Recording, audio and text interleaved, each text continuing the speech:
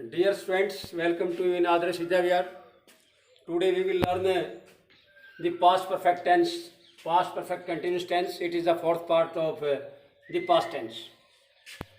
Past perfect continuous tense में जो हिंदी के वाक्य होते हैं उनके आखिर में से रहा था, यानी कि पहले समय होगा, उसके बाद से, उसके बाद यहाँ कोई शब्द और होगा, फिर रहा था, से रही थी, से रहे थे आदि आए वह वाक्य पास्ट परफेक्ट कंटिन्यूस टेंस का होता है।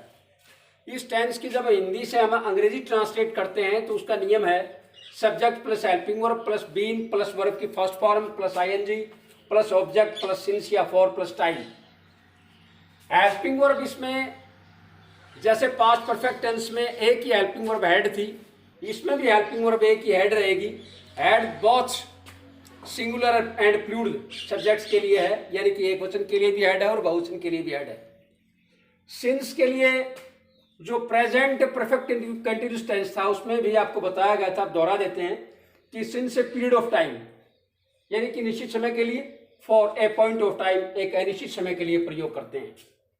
साधारण वाक्यों में नियम नंबर 1 है कि साधारण वाक्यों में कर्ता चाहे सिंगुलर हो चाहे प्लूरल हो, उसके बाद हम हेल्पिंग वर्ब हेड लगाते हैं, उसके बाद बीन लगाते हैं, हेड के बाद बीन लगाते हैं, उसके बाद वर्ब की फर्स्ट फॉर्म के साथ आईएनजी लगाकर ऑब्जेक्ट लगाते हैं, उसके बाद निश्चित समय के लिए सिंस व निश्चित समय के लिए फॉर का प्रयोग करते हैं और उसके बाद ऑब्जेक्ट लगाते हैं, आखिर में समय लगाते हैं। जैसे मोहन 3 घंटे से कहानी लिख रहा था, सब्जेक्ट मोहन है, लिखना वर्ब है, एक कहानी ऑब्जेक्ट है, 3 घंटे अनिश्चित समय है। तो इसको ट्रांसलेट करेंगे तो आएगा Mohan had been writing story for 3 hours. For का प्रयोग किया हमने क्योंकि अनिश्चित समय था।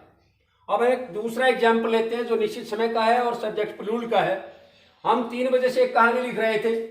We had been writing story since 3 o'clock। Since 3 o'clock यानी 3 बजे से अब तक का जो समय हुआ है उसकी हम गणना कर सकते हैं। That is a period of time, यानी कि वो एक निश्चित समय है। अब इसका नियम नंबर 2 आता है कि नकारात्मक वाक्यों में यानी नेगेटिव सेंटेंसेस में हेल्पिंग वर्ब के बाद नॉट लगाते हैं, बाकी रूल एक ही रहेगा, यानी कि सब्जेक्ट उसके बाद हेल्पिंग वर्ब उसके बाद नॉट, नॉट के बाद बीन, उसके बाद हम वर्ब की फर्स्ट फॉर्म के साथ आईएनजी लगाएंगे, ऑब्जेक्ट का प्रयोग करेंगे, निश्चित के लिए सिंस, अनिश्चित के लिए फॉर और आखिर में समय का प्रयोग करेंगे। हम इसका एक एग्जाम्पल लेते हैं। जैसे मोहन 3 घंटे से कहानी नहीं लिख रहा था। Mohan had not been writing story for 3 hours. काफी जगह गलती होती है इस नोट को लेके, हैड बीन नोट कर देते हैं जो गलत है। हैड के बाद नोट आएगा, उसके बाद बीन आएगा। अब हम एक प्लूरल का एग्जाम्पल लेते हैं कि हम 3 बजे से कहानी नहीं लिख रहे थे। We had not been writing story since 3 o'clock। Since and for दोनों शब्द कंफ्यूजन वाले हैं और एक नोट का प्रयोग ध्यान से कीजिए। अब नियम नंबर 3,